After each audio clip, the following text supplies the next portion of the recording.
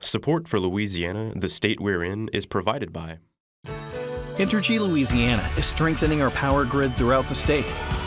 We're reinforcing infrastructure to prepare for stronger storms, reduce outages, and respond quicker when you do need us, because together we power life. Additional support provided by the Fred B. and Ruth B. Ziegler Foundation and the Ziegler Art Museum located in Jennings City Hall. The museum focuses on emerging Louisiana artists and is an historical and cultural center for Southwest Louisiana. And the Foundation for Excellence in Louisiana Public Broadcasting, with support from viewers like you. Louisiana's shrimpers are struggling, but new technology could make it easier to crack down on imported seafood. In honor of Veterans Day, we introduce you to the LSU Military Museum, celebrating the legacies of graduates who served our country. And Louisiana's election results are in. We'll break down some of the statewide races with Melinda DeLotte from PAR. Louisiana's beloved bibliophile event, the annual book festival, celebrates 20 years with some big-name authors. Are you ready? Yep. Let's get started.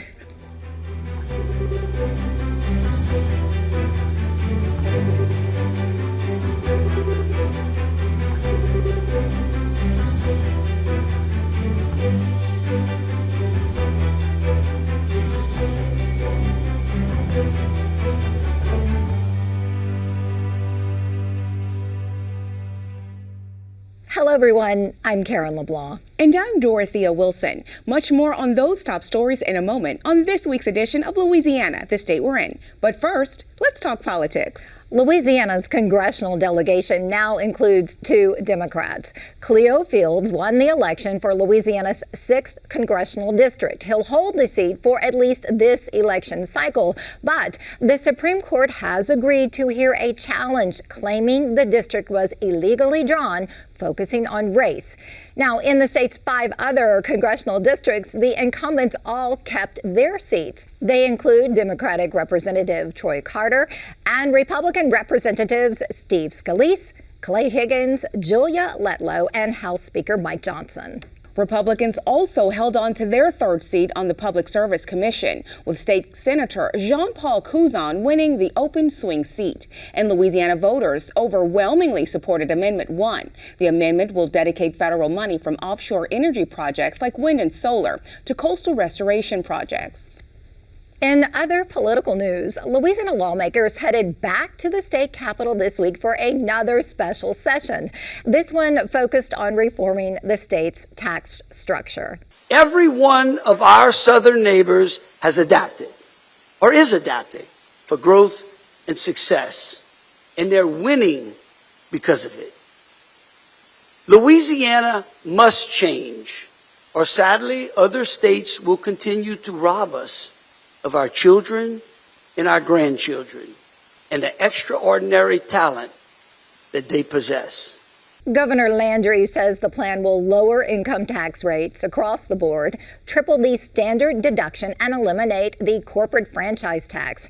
To offset those cuts, he plans to add sales taxes to a variety of services and eliminate subsidy programs like film tax credits. Now, we'll have more on the tax session and this week's election a little later in Louisiana Speaks.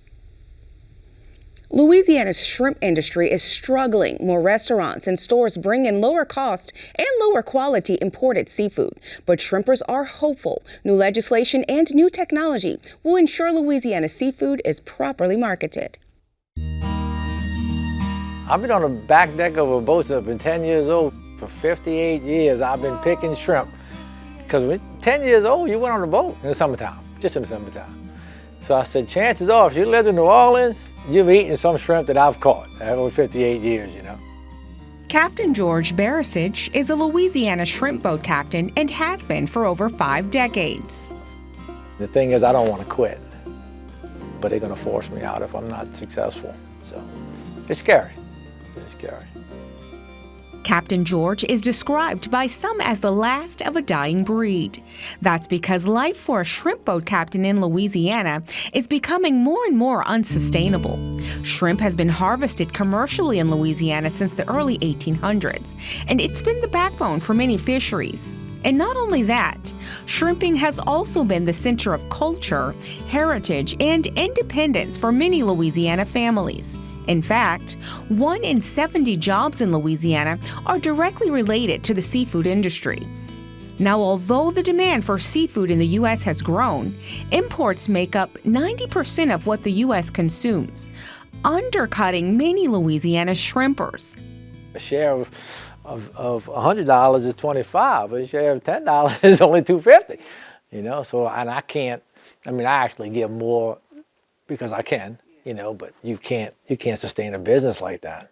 You know, that's the economics of it. Louisiana lawmakers have pushed several bills aimed at protecting the seafood industry over the years. One bill urged the federal government to ban the import of shrimp and crawfish from outside of the U.S. More recently, a bill was passed to stop mislabeling. The bill will force businesses to display the country of origin when imported products are sold. And if any mislabeling occurs, violators will be hit with heavy fines. One company is using a new form of genetic testing to expose any counterfeits. We're a technology company, but we have vast experience in the seafood industry. I grew up in the seafood industry. Erin has been intimately involved in the seafood industry, and we feel as one with them. You see people and communities dying, and I don't mean figuratively, I mean literally. Because of their strong personal connection to the shrimp industry, David and Erin Williams of Seed Consulting developed a rapid testing technology to prevent mislabeling that robs Louisiana shrimpers of their bottom line. Testing for authenticity is essential because seafood mislabeling is so widespread, with studies estimating that up to 70% of seafood dishes may be mislabeled or substituted. So having a lack of transparency in the seafood supply chain affects not only the shrimper, but all the way up to the consumer and every chain in between. The new technology that Seed Consulting uses yields results in only 2 hours rather than 4 days, whether it's cooked, raw, or frozen. You don't need a high-end laboratory. You can have a table, set up your equipment, and get results in 2 hours. Their work is already producing results, but there's still more to do. I believe that it's important that the authorities have the ability to test restaurants and test the products within restaurants, and that's what the right test is designed to do. So I believe that if enough enthusiasm and motivation gets into the government of Louisiana, there will be deployment of the right test, hopefully with health departments or other organizations. Captain George says he's grateful for the work Seed Consulting has done so far, as they've already exposed many false claims of Gulf shrimp when it was imported. In the meantime, he has the following message for consumers. Ask for the message. If they don't ask them. If they don't have it, ask them why not. You know, number one. Number two, order a pork chop. You know, or walk out. I've had some people walk out.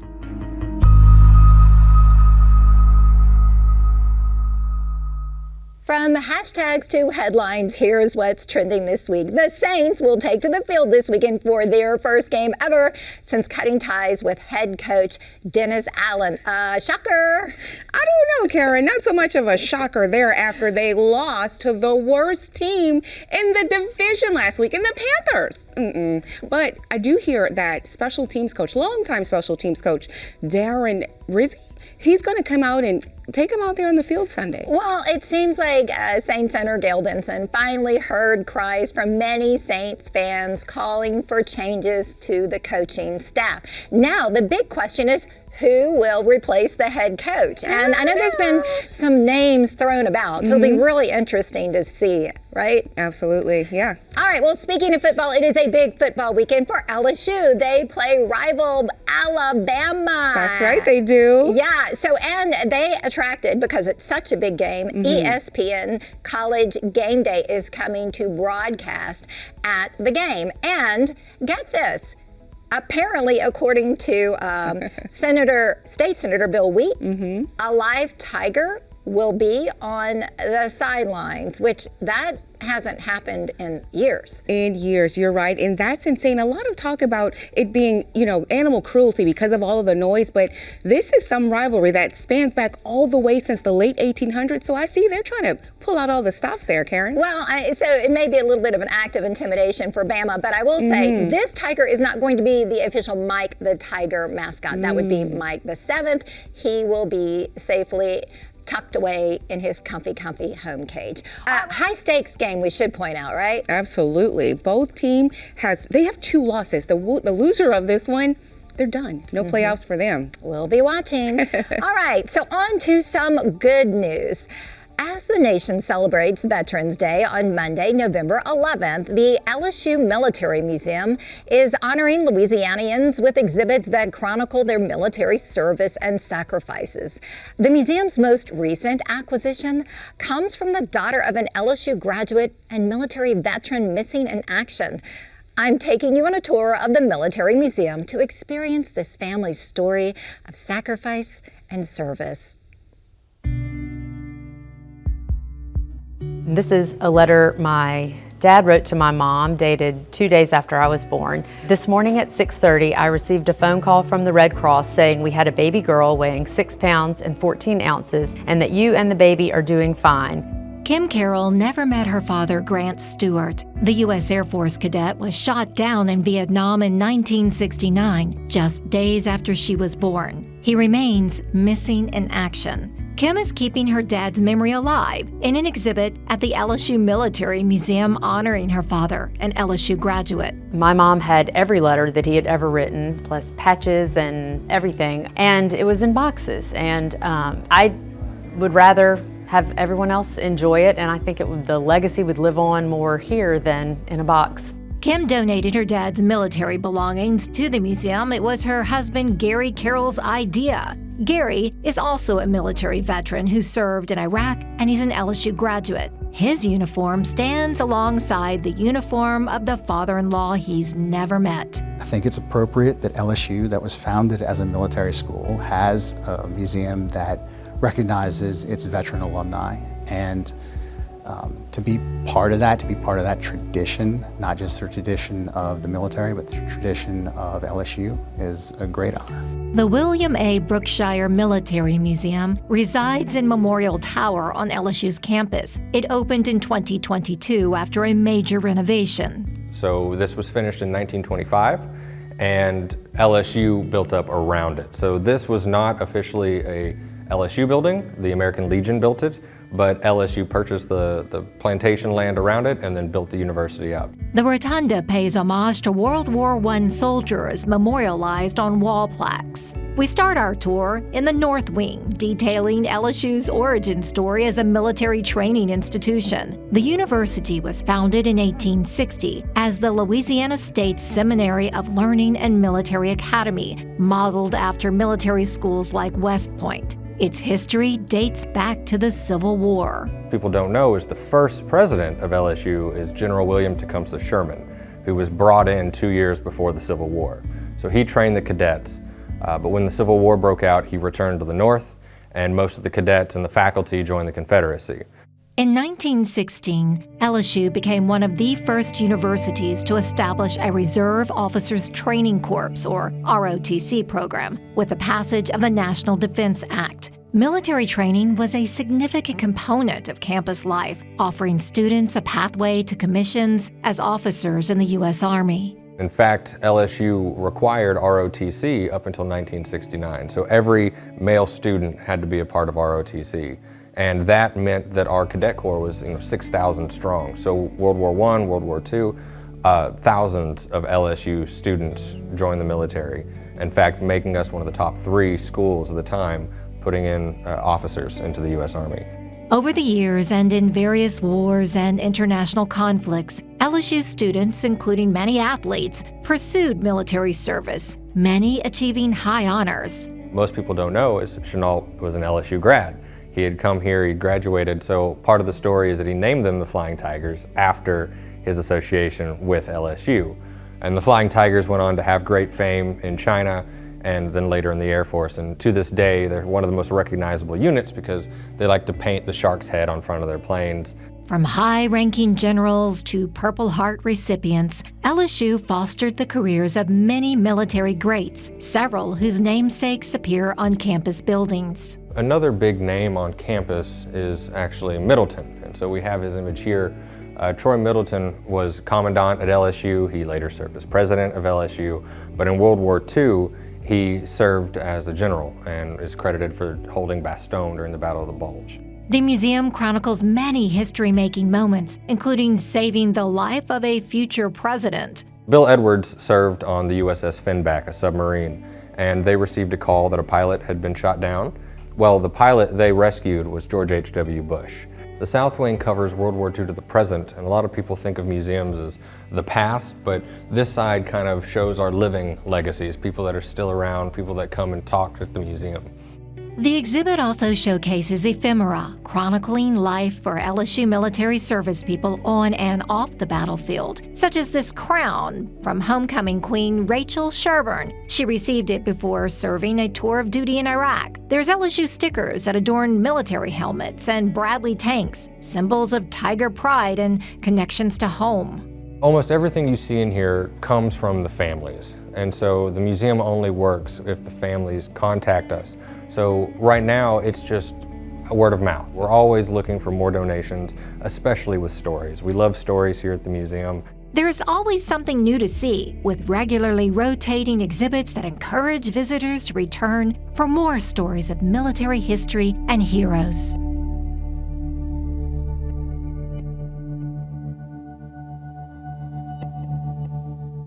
This week's election went mostly as expected, with all of Louisiana's representatives keeping their seats. Voters did elect a second Democrat to Congress, and lawmakers are back in Baton Rouge to talk tax reform. I sat down with Melinda DeLotte from the Public Affairs Research Council to talk politics. The special tax session started this week. What's the goal with that?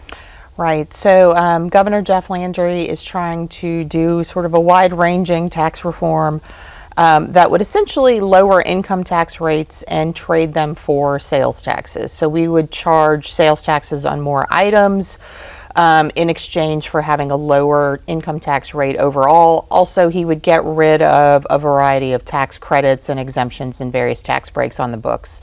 The idea is to try to help fill a budget gap that is looming in the next budget year, but also to lower income tax rates overall for people. So it's a 2.5-week session. They're going to be debating a lot of bills in a very compressed time period that could fundamentally restructure how we charge taxes on people who live here. So 16 bills have already been filed, Melinda, and there are more to come.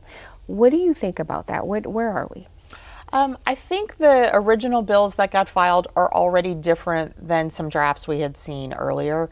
So I think what that indicates is you can expect a lot of debate, probably some substantial changes. And I think it's still a question mark about how much will get passed in this special session and if anything will sort of bleed over into the regular session that starts in April of 2025. Sure. You see a lot of support for the broad concepts of the legislation, but you see a lot of legislators who still have questions and want to know how the math works and how all the pieces fit together. So I do think, people should expect a lot of debate on that front and a lot more to come in terms of what the final versions of those bills will look like. Now, going into some of these election results, now, Cleo Fields, he actually won the 6th district. Right. So we have 6 congressional districts in Louisiana.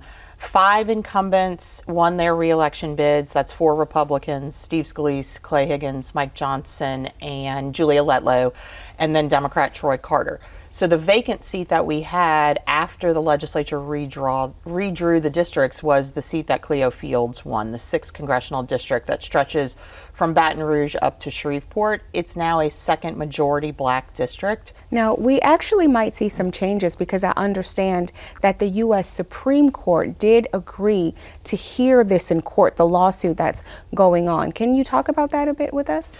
It doesn't appear that it will affect Senator Fields' ability to take his congressional seat and at least serve a 2-year term. But where that court case goes after that, what does that mean? We really don't know until the Supreme Court hears it. But it could mean that district gets redrawn again. Talk to us about the PSC in that seat. Right, so the Public Service Commission regulates utilities around Louisiana.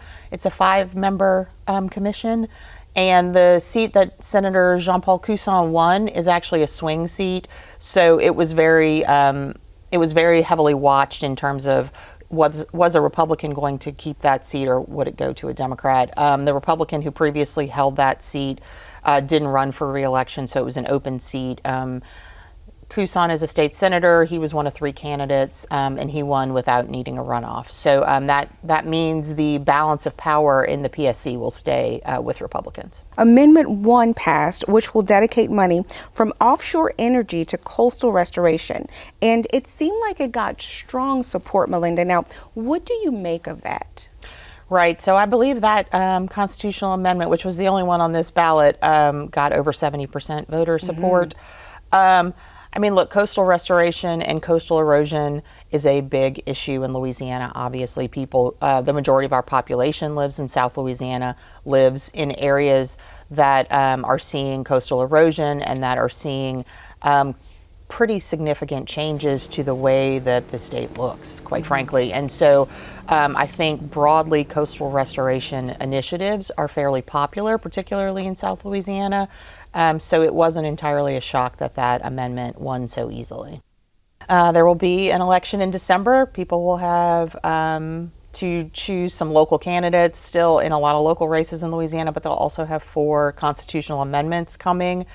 Meanwhile, the legislature is meeting at the Capitol, and everything they do there could actually impact how you pay taxes. So I think people should not, just kind of cocoon and forget about elections and the legislature. I think they should still be paying attention because politics is still happening in Louisiana. The Louisiana Book Festival celebrates its 20th year as a beloved bibliophile event, bringing readers and writers together for a day of storytelling and author meet and greets. Thousands turned out at the Louisiana State Capitol grounds to celebrate Louisiana's rich literary heritage and their favorite page-turners. Here's the highlights. This book is not a book about ALS. It's not a book about sports. And it's not a book about dying.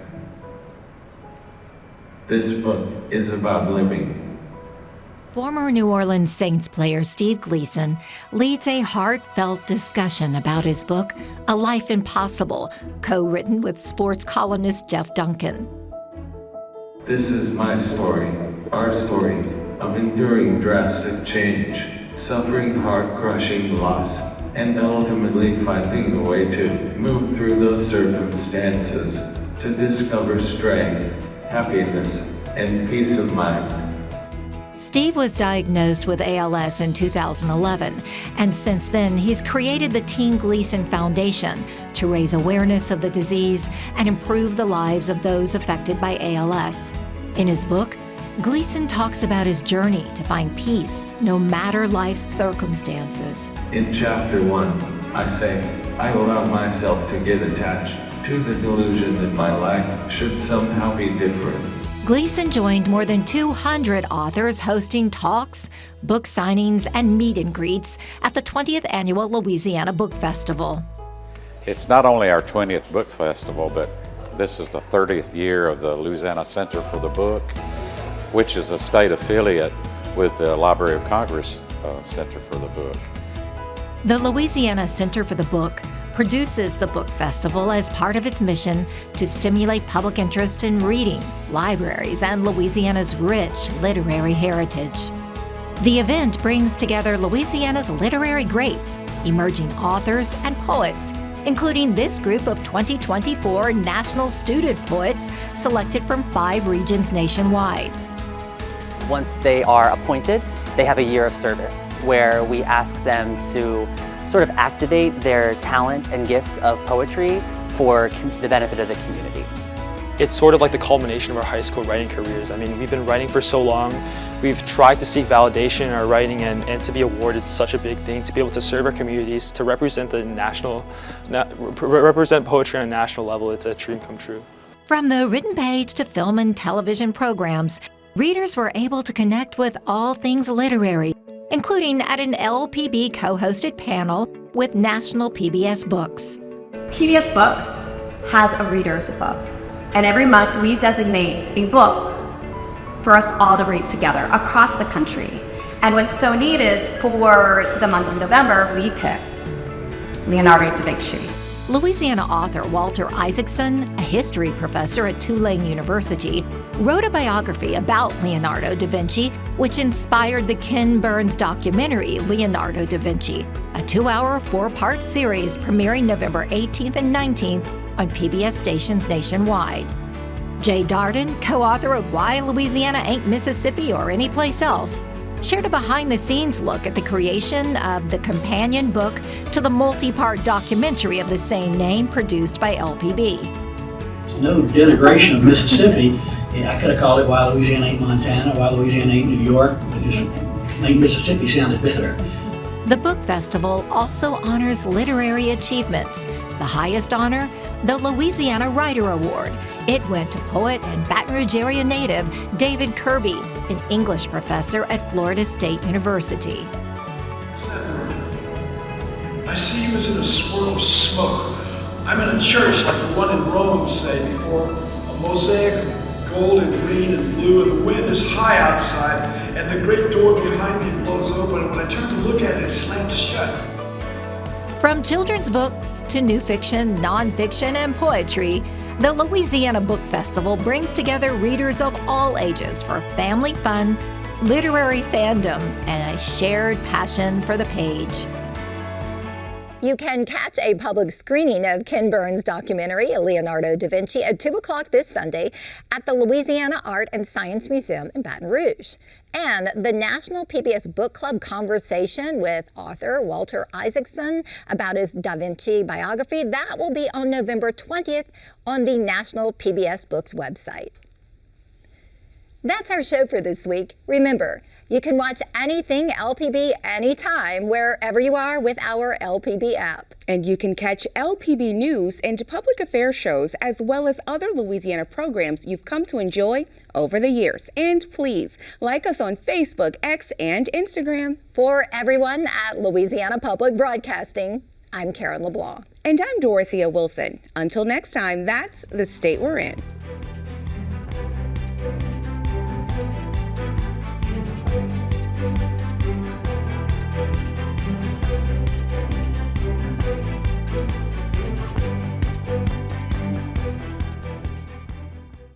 Support for Louisiana, the state we're in, is provided by Entergy Louisiana is strengthening our power grid throughout the state. We're reinforcing infrastructure to prepare for stronger storms, reduce outages, and respond quicker when you do need us, because together we power life. Additional support provided by the Fred B. and Ruth B. Ziegler Foundation and the Ziegler Art Museum located in Jennings City Hall. The museum focuses on emerging Louisiana artists and is an historical and cultural center for Southwest Louisiana. And by Visit Baton Rouge and the Foundation for Excellence in Louisiana Public Broadcasting and viewers like you. Thank you.